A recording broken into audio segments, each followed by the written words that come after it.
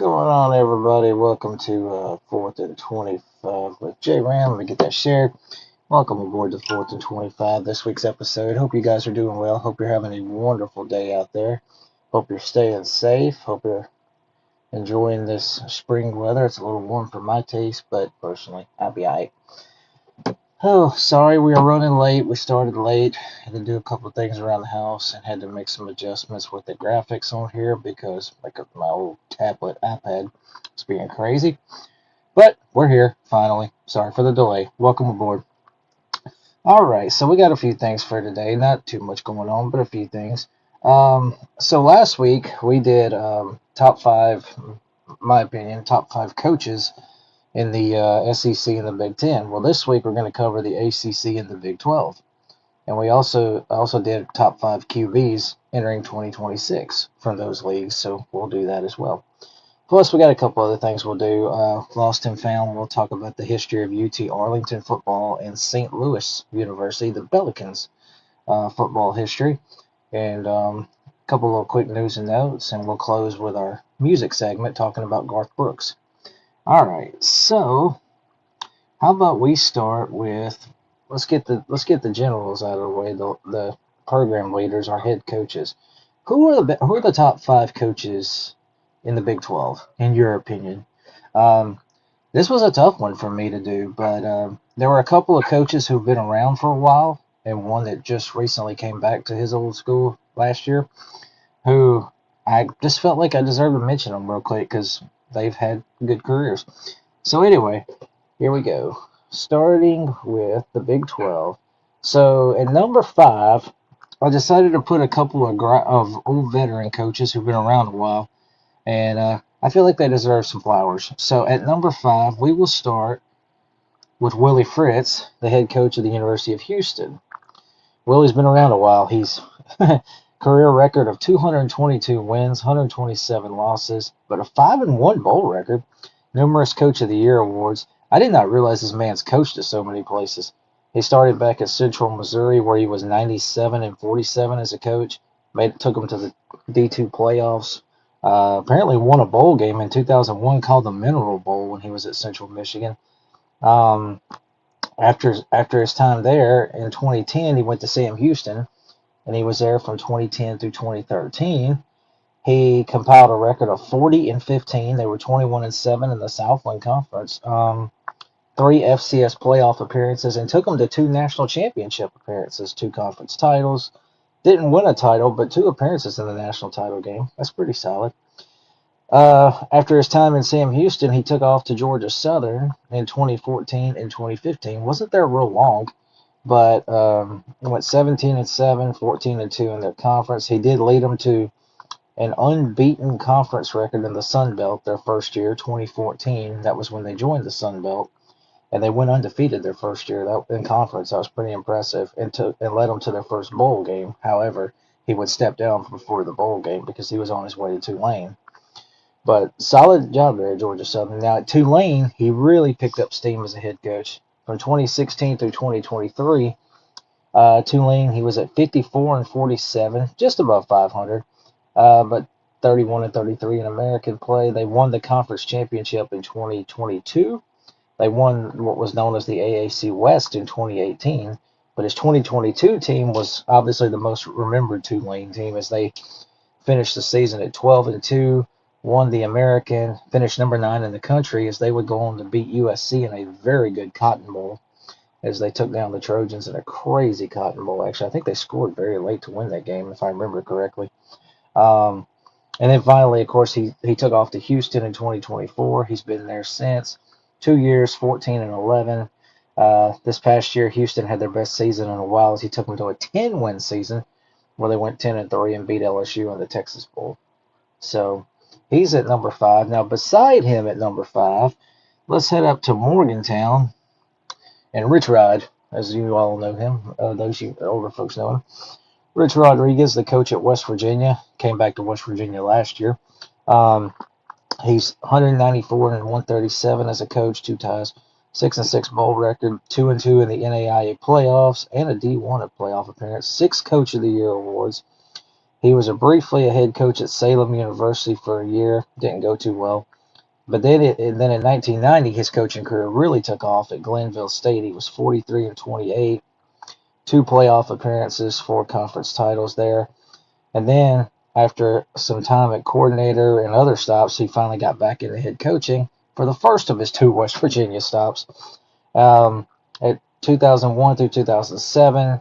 And then, of course, he came back last season. So far, though, at West Virginia, 64-34 is your head coach of the Mountaineers. 4-time Big East champ, 3 straight double-digit win seasons at West Virginia. Phenomenal job. Now, before he came back to West Virginia, he was at Michigan briefly, 2008 through 2010. Y'all remember how bad that went. He was 15-22. But then after a couple of years, he got back in at Arizona at 2012 through 2017. He was 43-35 there, 24-30 Pac-12 record, 3-2 in bowl games. Won the Pac-12 South as a head coach in 2014 and Conference Coach of the Year. Was let go from Arizona for some reasons. And then in 2022, he got back at Jacksonville State, and there he had a really good 3-year run through 2024, 27-10 record, dominated in Conference USA, 18-3 conference championship in 2024 and Coach of the Year. And then, of course, went back to Michigan. I'm sorry. Back to West Virginia, like we talked about. He's at West Virginia again. Last year, his first year, he was 4. His return year, he was 4-8. So anyway, he's my number 5 Big 12 coach. We have 2 of them, Willie and, of course, Rich Rod. All right, number 4. Who is my number 4 coach? You could argue this guy would be a little higher, but I'm not sure. My number 4 coach is Kenny Dillingham. He's doing a great job out there. Been there since 2023. He's 22-17 as a coach. Has not won in the postseason. 0-2 in bowl games. 0-1 in the playoff. However, to his respect, his credit, in 2024, is Arizona State's first year in the Big 12 Conference. He took them to a conference championship, a 12-1 season record before they lost in the playoff.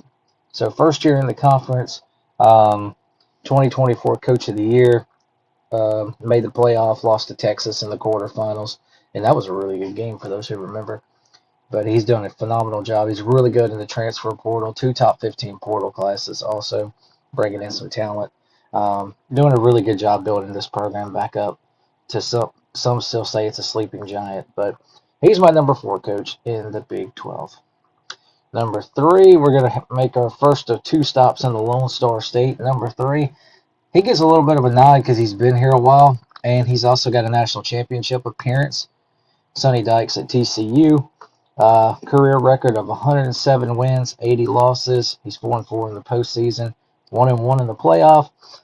You go back to his time at Louisiana Tech in 2010 through 2012, where he was the head coach there. And Helen. Sorry, read comment. 2010 through 2012 at La Tech, he was 22-15 as a coach, 14-7 conference record. Took the Bulldogs to the 2011 WAC championship. Lost their bowl game. After his time at Louisiana Tech, he took off to Cal in 2013 to be the Golden Bears head coach. This didn't go too sporty. 19-30 record. They were 10-26 in the Pac-12, so only 1 winning season. That was the 2015 team that did win their bowl game. I believe they were 8-5, if I'm not mistaken. After his time at Cal, he took off to SMU in 2017. He came back to Texas, obviously a state that means a lot to him.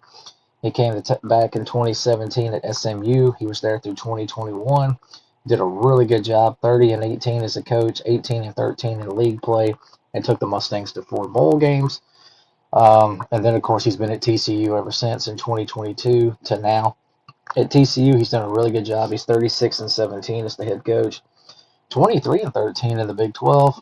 Of course, 2022, his team is very well remembered, as they did make it to the Big 12 championship where they lost to K-State, but the 12-1 record and hard-fought Big 12 title loss got them to the college football playoff, where they took Michigan down in the Fiesta Bowl in the semifinals and made an appearance in the national championship game, which ended very badly against Georgia, but at least he got TCU to a national championship appearance, which I think is really cool for a program like TCU. So anyway, Sonny Dykes, my number 3 coach in the Big 12. Who's my number 2 coach? I decided to go with this cat because he's been at his alma mater for a while. Kalani Sitake at BYU, been there since 2016. 84 and 45 as a coach since they've been in the Big 12. He's 17 and 10. A really good bowl record of 6 and 2. 4 double-digit win seasons for the Cougars under him. 3 top 15 final rankings. He was the Big 12 Coach of the Year last season, and he also this year, to his credit, pretty good recruiting classes. BYU's class was a top 20 recruiting class. But he's been at BYU a while, built a great culture, great fit there. He loves the school, obviously. Players love him. He does a great job there. He's built BYU back up to really good footing, in my opinion.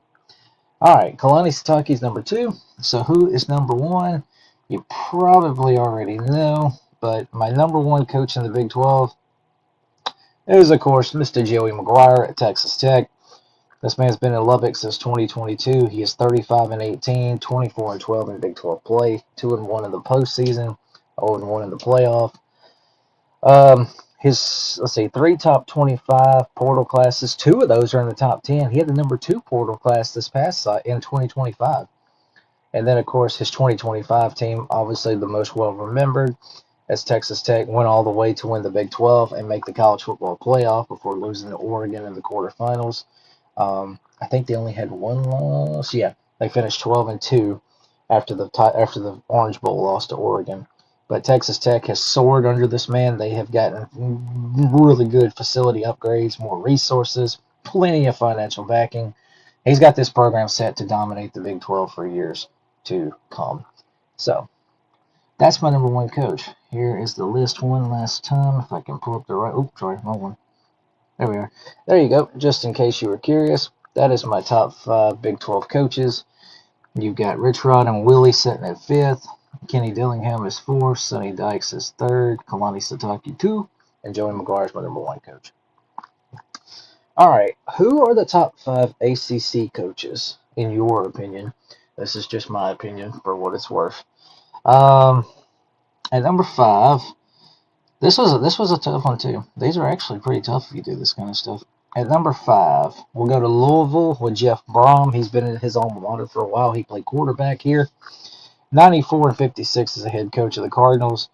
From 2014 through 94 56 is his total record. My apologies. He was at Western Kentucky for 2014 through 2016. Really good time there. 30 and 10 as a coach. 19 and 5 in their Conference USA run. 2 East Division titles and 2 conference championships. 3 bowl appearances. Didn't coach in their last one because he left for Purdue, but he was 2-0 in bowls. And in 2015, he did something Western Kentucky never does, finish in the top 25, as the Hilltoppers finished number 24 under him in 2015. So after a great run at Western Kentucky, he took off to Purdue from 2017 through 2022, did a really good job with Purdue considering how bad they are right now. He was 36 and 34 there, 26 and 25 in the Big Ten. However, his 2022 team was very well remembered as they won the Big Ten West title. 4 bowl appearances with the Boilermakers, a 2-1 record before going to Louisville. Did a really admirable job at Purdue. I'm pretty sure Purdue fans probably miss him. But anyway, in 2023, he took over at Louisville, where he is now. He's 28 and 12 so far, 16 and 8 in the ACC. Took the Cardinals to the 2023 ACC Championship. 3 bowls so far, a 2-1 record. Really good quarterback mind, good at developing them. And he's also just a great offensive mind. Really good coach, really well liked, really well respectable. Done a good job at his alma mater. My number 5 coach, Jeff Brom. All right, let's go to my number 4 coach. Wasn't sure where I was going to put this guy, but number 4, Rhett Lashley at SMU. He's done a phenomenal job since they've been in the ACC. Of course, when he took the job, they were still in the American. But he's been at SMU since 2022. He's 38 and 16 as a coach, 13 and 3 in the American, 14 and 2 in the ACC. They won the AAC in 2023 under him, and then his 2024 team was phenomenal as they made it to the ACC championship game, made the college football playoff. 2024 ACC Coach of the Year. And look, in the short time he's been at SMU and since they've been in the ACC, they've already beaten the likes of Clemson, Florida State, and Miami. That's pretty good. 1-2 in bowls, but and SMU in the NIL portal era has gotten really, really good. There's financial investments. Facilities are getting much better there. SMU's in really good shape in this era under Rhett Lashlee, my number 4 coach in the ACC. All right, so number 3. He has not even coached his first game yet, but I'm going off of his track record. He is a really good coach. Number 3, James Franklin, your new man at Virginia Tech. Um, his overall career record is 128 wins, 60 losses, 8-7 bowls. He's been in the playoff with Penn State, going 2-1 there. But you got to go back to his time at Vanderbilt. He did a great job at Vanderbilt from 2011 through 2013. At Vanderbilt, he was 24-15, 11-13 in the SEC, but took him to 3 bowl games in 3 years. And in his last 2 years, Vanderbilt had back-to-back 9-win seasons. That was unreal at the time for Vanderbilt. But back-to-back 9-win seasons and 2 top 25 finishes to his credit. So really good job there. And so after his time in Nashville, he took off to Penn State in 2014. Was there from 2014 through last season. Well, not really all of last season, part of last season, because he was fired early in mid-season. But anyway, at Penn State, he was 104-45, 64-36 in the Big Ten, 6 double-digit win seasons. Took the Nittany Lions to their first college football playoff appearance in 2024, where they would win in the first round and the quarterfinals before they fell to Notre Dame in the semifinals. In 2016, they won the Big Ten East and Big Ten title as the head coach there. 12 top 25 and 2 top 10 recruiting classes in Happy Valley. His first Virginia Tech class was number 30 according to these rankings at 247. And their first portal class at Virginia Tech was really good too, as he got a top 20 portal class. But James Franklin, great coach, wins a lot, great recruiter. Yeah, I'm very excited for Virginia Tech in 2026. But James Franklin's my number 3 coach in the conference. In the ACC. Let's move to number 2. If I'd have done this a year or 2 ago, he may not have quite been this high yet, but he's earned it. Number 2, of course, Mario Cristobal, the coach at Miami. His overall coaching record is 97-79. He's 6-5 in bowl games, 3-1 in the playoff this past year at Miami. But we go back, just kind of a brief rundown. He was at FIU years ago from 2007 to 2012. Did not work out there. He was 27-47, but he did take them to 2 bowl games, a 1-1 record, and they were the 2010 Sun Belt co-champions when he was there. After his time at FIU, 5 years later, he went to Oregon as the head coach. Was 35-13, 23-9 in the Pac-12. Did a really good job out there. 5 bowls, 2-2 record. Won 2 Pac-12 North titles and 2 Pac-12 championships. Did a good job in Eugene. After his time in Oregon, he took off, of course, to where he is now, in Miami. Being there since 2022, 35-19, 18-14 ACC record, 2 bowls, 2 top 5, and 5 top 12 portal classes. Works the transfer portal really, really good. Of course, Miami's got the money, but he does a really good job there. He's made Miami a great portal destination. 5 top 20 recruiting classes, 3 of those were in the top 10 also. And then, of course, this past year, he had his best team since he's been there, as Miami would go on to make it to the national championship game before losing to Indiana. But really good coach. Finished the season as national runner-up, and Miami should be really good again this year. So they're in a great place. Mario Cristobal, my number 2 coach.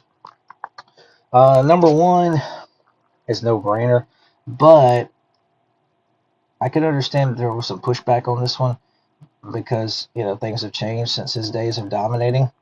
But my number 1 coach in the ACC is still Dabo.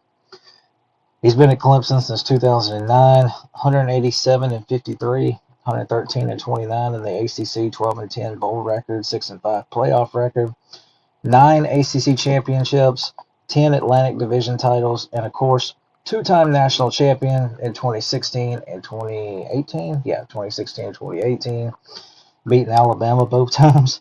Numerous Coach of the Year awards, phenomenal recruiter, 15 top 25 classes, 7 of those were in the top 10, and 6 straight top 5 final rankings for his Tigers.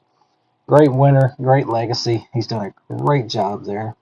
So Dabo Swinney gets the nod as my #1 coach in the ACC. Here's my ACC rankings. One final time. Jeff Brom is at 5. You got Rhett Lashley at 4. You got James Franklin at 3. Mario second. And of course, Dabo's first. All right, so clear some of these graphics real quick. All right, I'm going to take my first break real quick. And when we come back, we'll hit the quarterback rankings for these two conferences. Top 5 quarterbacks entering the season, entering this fall. See you guys in just a second.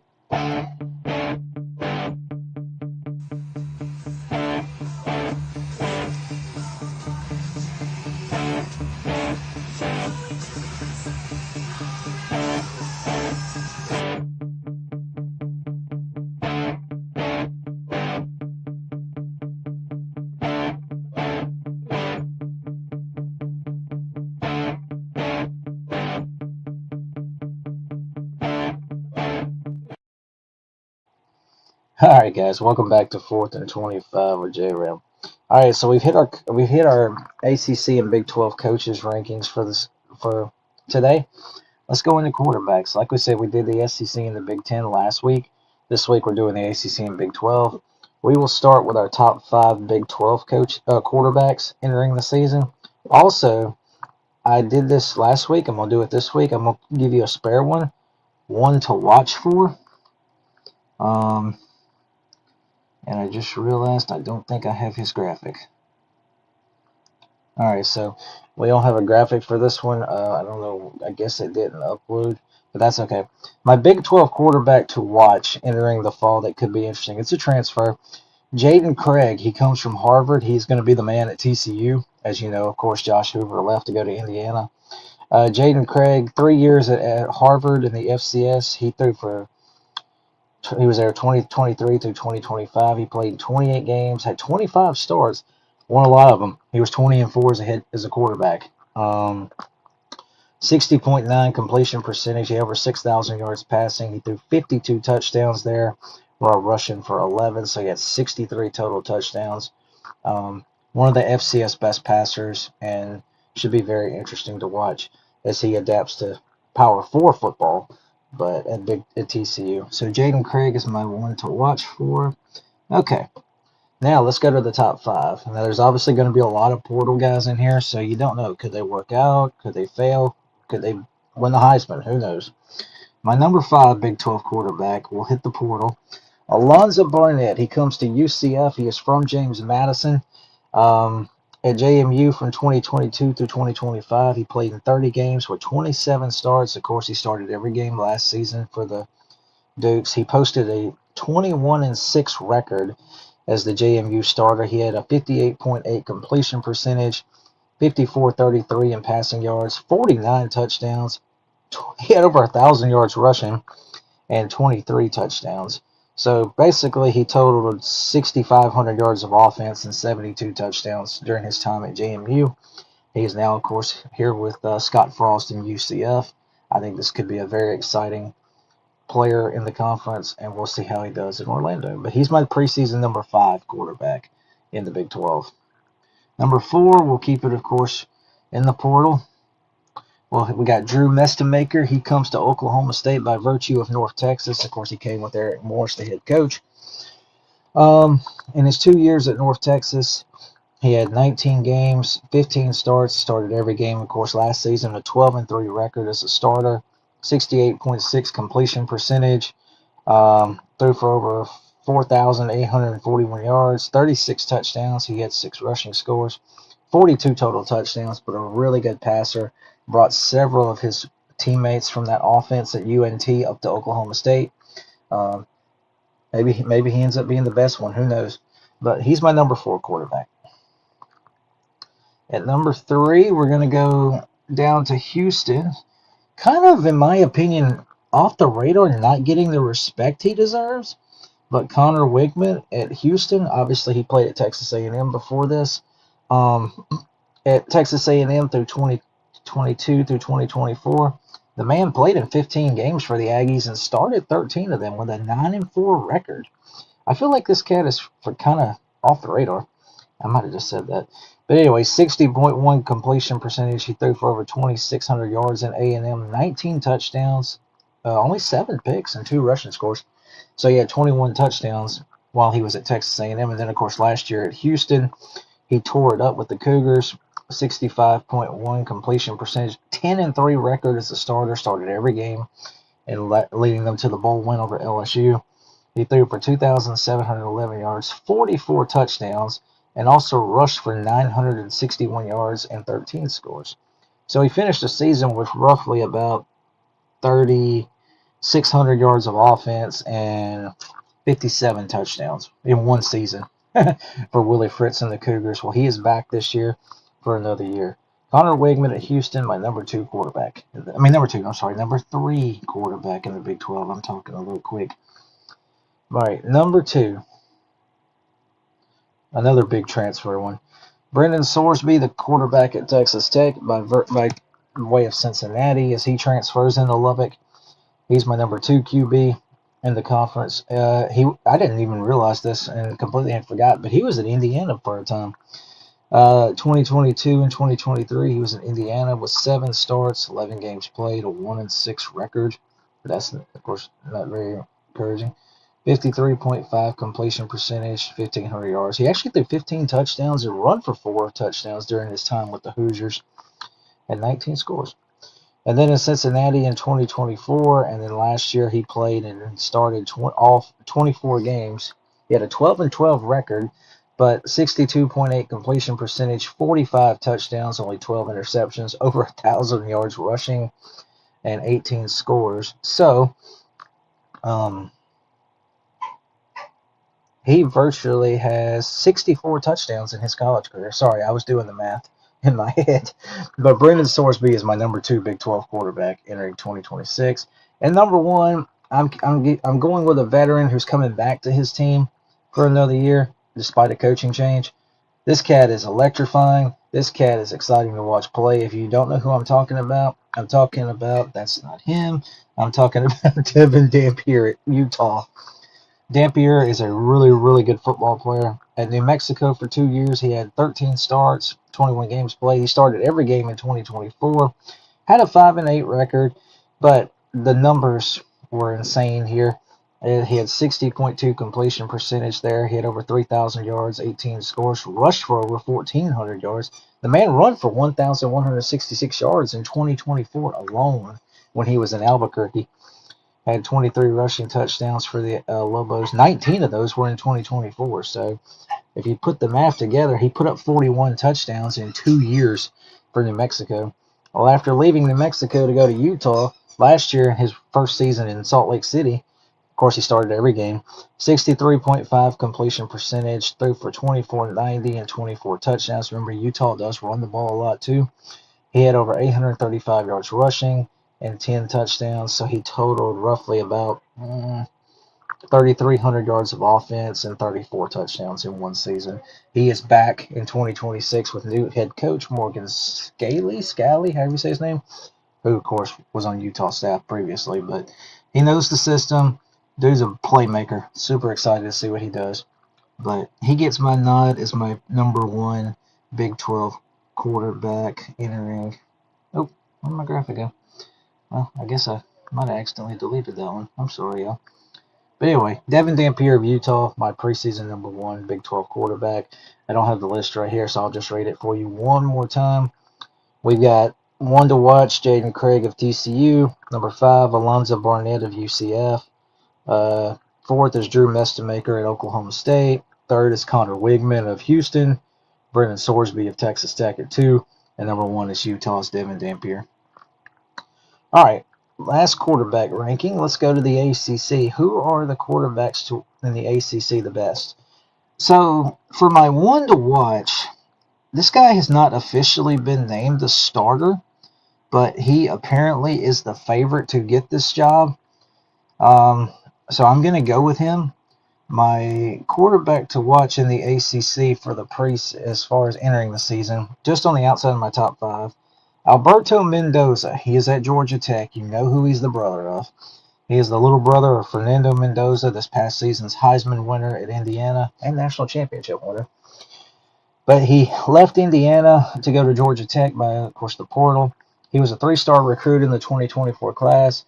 Last year in mop-up duty, when Mendoza wasn't playing, because usually Indiana was beating the crap out of opponents, in his mop-up duty, he threw for 286, 5 touchdowns, only 1 pick, 75% completion percentage. Not bad for mop-up duty.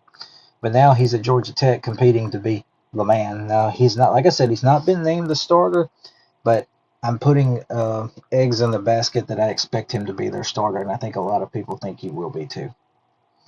All right, number 5. Who is my number 5 quarterback? Again, chance in this one, but I think it's pretty sure he's going to at least get the chance first.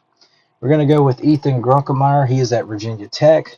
He followed James Franklin to Blacksburg after he was let go from Penn State. He was at Penn State for 2 years, 12 games played. He did start 7, all of which were last season. Led Penn State to a 4-3 record after that disastrous record that they had after that really bad run they had. But they finished 4-3. Led them to a 4-game win streak to end the season because he was 0-3, and then he won 4 straight to finish the year. He threw for 1,348 yards, nearly a 69 completion percentage, 8 touchdowns, 5 picks, rushing touchdown. But led Penn State on a really good finish of last season with 4 straight wins, including the bowl win. Not a bad football player, but now he gets a chance to. He follows his head coach to Virginia Tech and gets a chance to be the main man in Blacksburg. Ethan Grunkemeyer, my number 5 ACC quarterback. Okay, so number 4.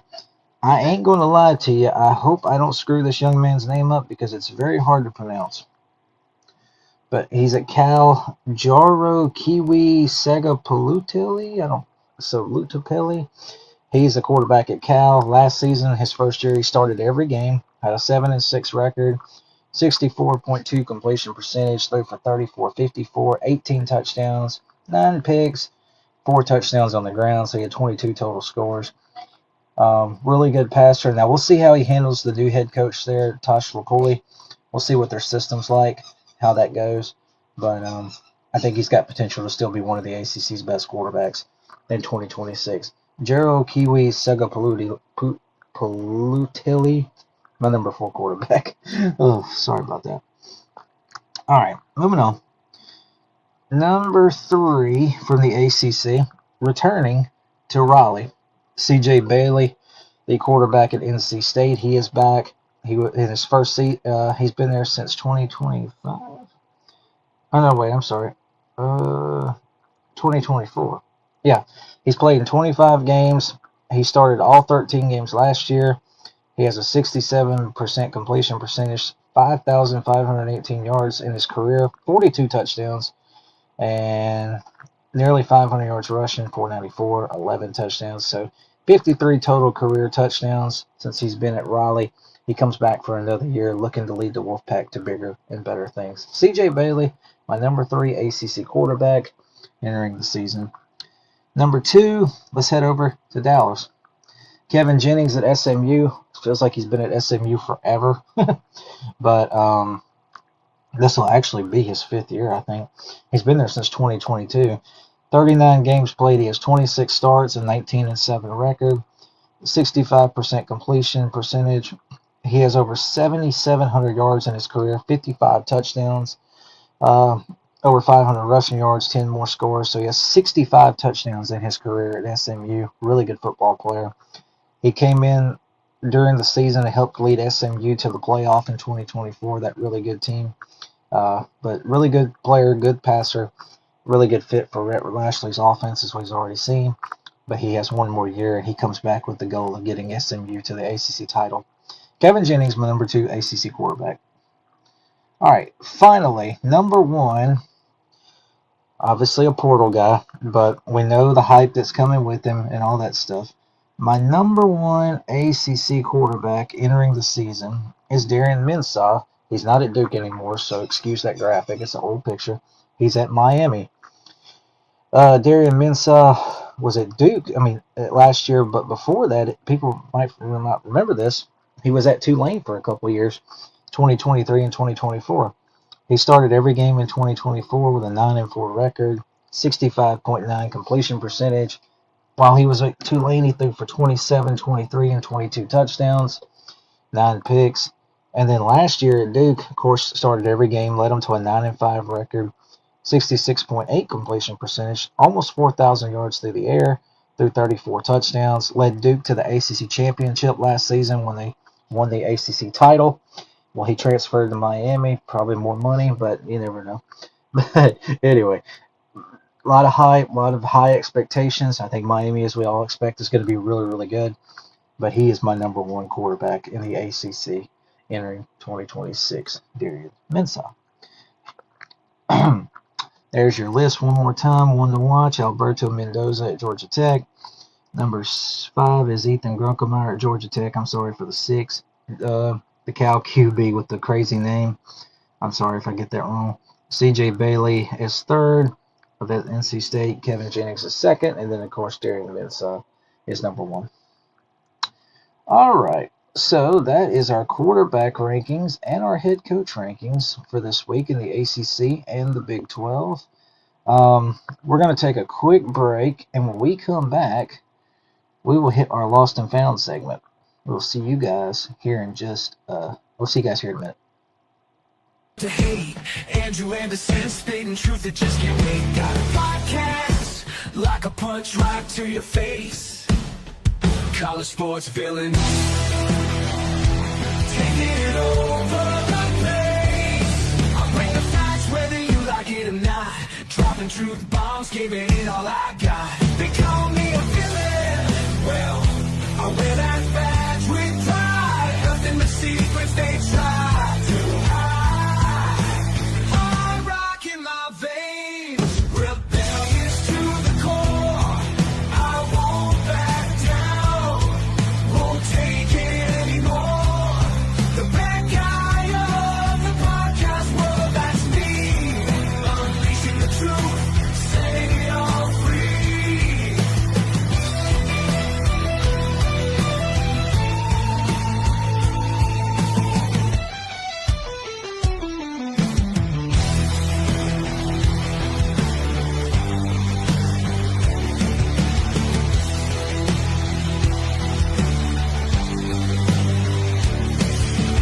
Unleashing the truth. All right, guys. Welcome back to 4th and 25 with J-Ram. So for the last several weeks, we've been doing a Lost and Found series, looking back at college football programs that are sadly gone, that aren't with us anymore. You know, we've looked at Santa Clara, we looked at Jacksonville, Gonzaga, just to name a few. So this week we got a couple of more for you. We'll start with a program that was in Texas, actually. Their football field is actually still here, but program's not. There's a look at the UT Arlington Mavericks. Here is a team photo of theirs from 1981 with a few of their players in front of their stadium. And here's their stadium, which actually still exists to this day because they use it for their track and field team, and also they play high school games here. There it is, the Maverick Stadium. This program was around, it started in 1915 through 1985. It lasted 66 seasons. They had a losing record of 129 and 150, 2 ties. They were in the Southland Conference before shutting down. 3 conference championships, actually, with this program. In 1966, 67, and 81. Their 1967 team went 10-1 and actually won a bowl game, the Pecan Bowl. It was what they call it, a division regional final at the time. But won the Pecan Bowl, beating North Dakota State 13-0. Maverick Stadium was their final stadium, 15,000 seats capacity at that time. She still stands to this day. They also went through a couple of different names over the years. They were the Arlington State Rebels at one time, then the UT Arlington Rebels, and then, of course, what we knew them before they shut down, which was the UT Arlington Mavericks. One of their more well-known head coaches was Burley Bearden. He went 27-24 there and won 2 of their conference titles in that Pecan Bowl win. I love that name, the Pecan Bowl. That's kind of funny. But anyway, so that is UT Arlington, gone, but still lives on in the history books as a college football program. All right, our other program this week This one has been gone for a while, but there's some history to it, and I figured it'd be worth sharing. Our other program is the St. Louis Billikens. It's a crazy name. Um, this program's been gone, like I said, for several years. I really could not find any pictures other than this one right here. And this has got to be from the early 1900s, if I had to guess. The program was in 1899 through 1949, so it lasted 50 seasons. They had a pretty good record: 235 wins, 181 losses, 31 ties. They had 3 undefeated seasons as a program, actually. They went 10-0 in 1901, and then they had 2 11-0 seasons in 1904 and 1906. Their last conference was the Missouri Valley Conference, and one time they were also known as the St. Louis Blue and White before they became the Billikens. Now, one neat little nugget about this program, some people may not know this.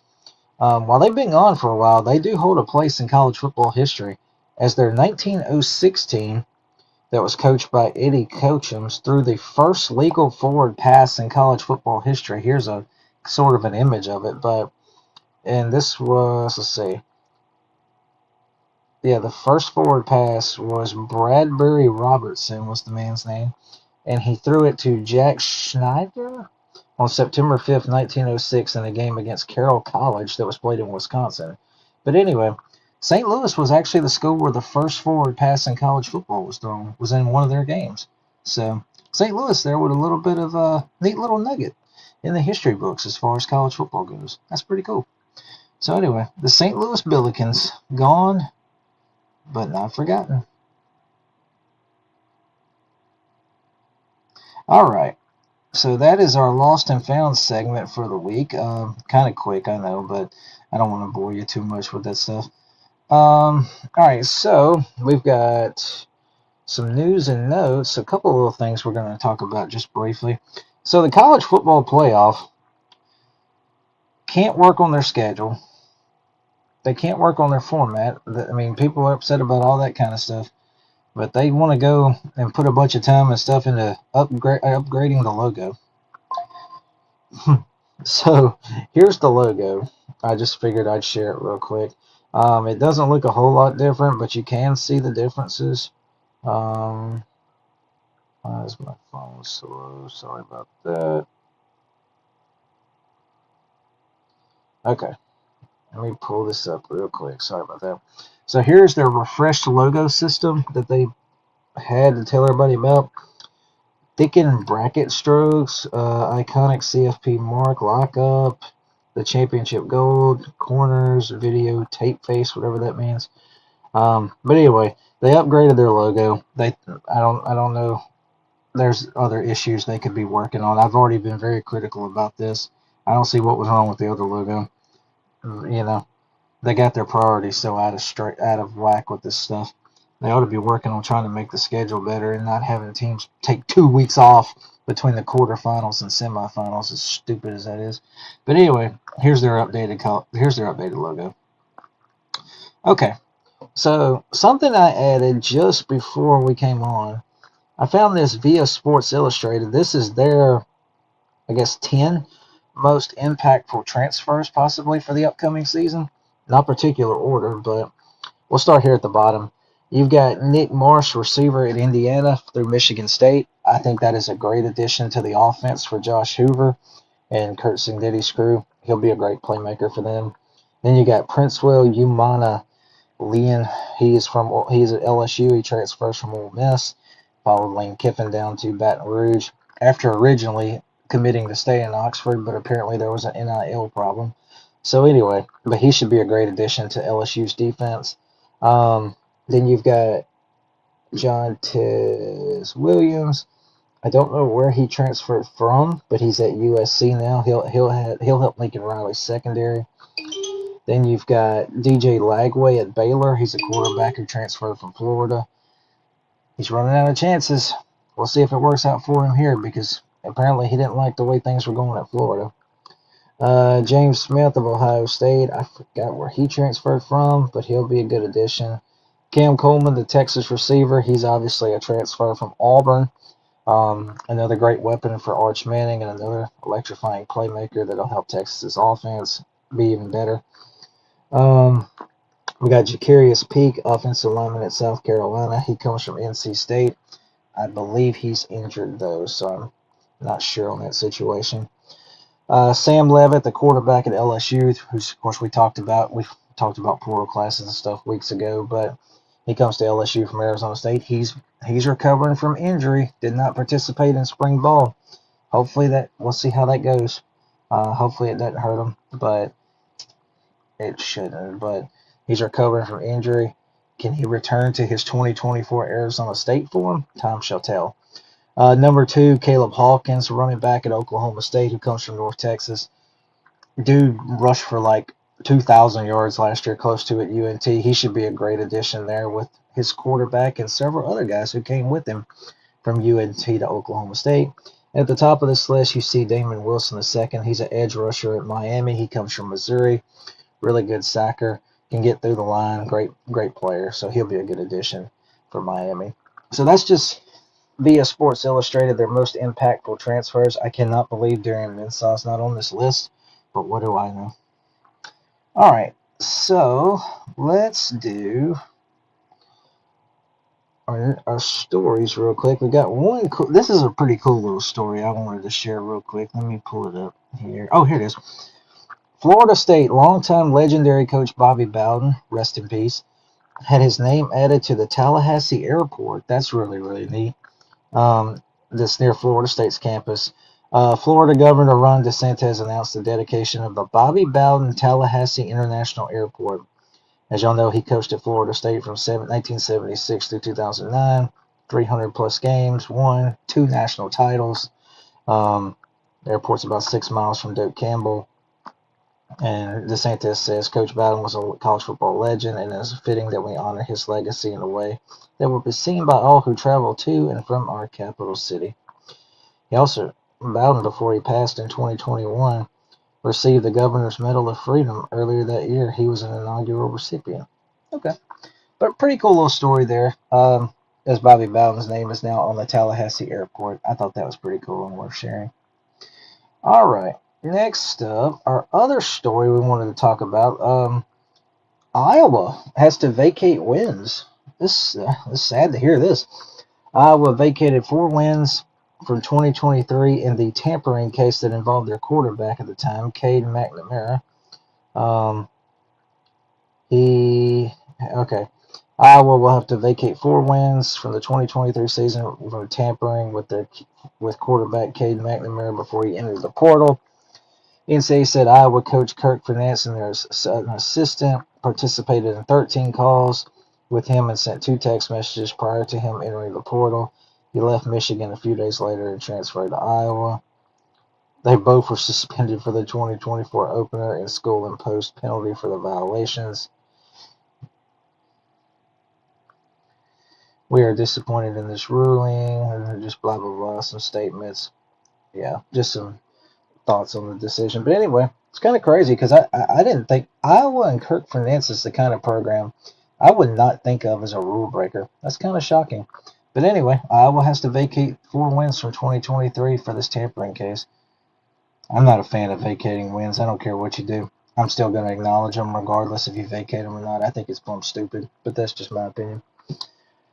All right, let's take a quick break, and when we come back, we're going to close out. We've got our music segment. I'm going to do my top 10 Garth Brooks songs. We will see you guys in a minute. It's on time, you can get to work by 9 and start your slaving job to get your pay. If you ever get annoyed, look at me, I'm self-employed. I love to work at nothing all day, and we've been taking care of business every day. Taking care of business every way, we've been taking care of business. It's all mine. Taking care of business, and I've been working overtime. Work out.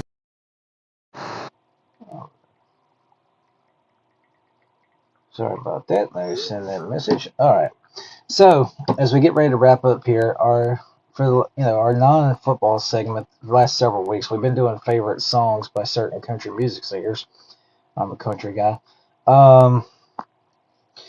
So for this week, we decided to do Garth Brooks. I don't care what you think about his political views.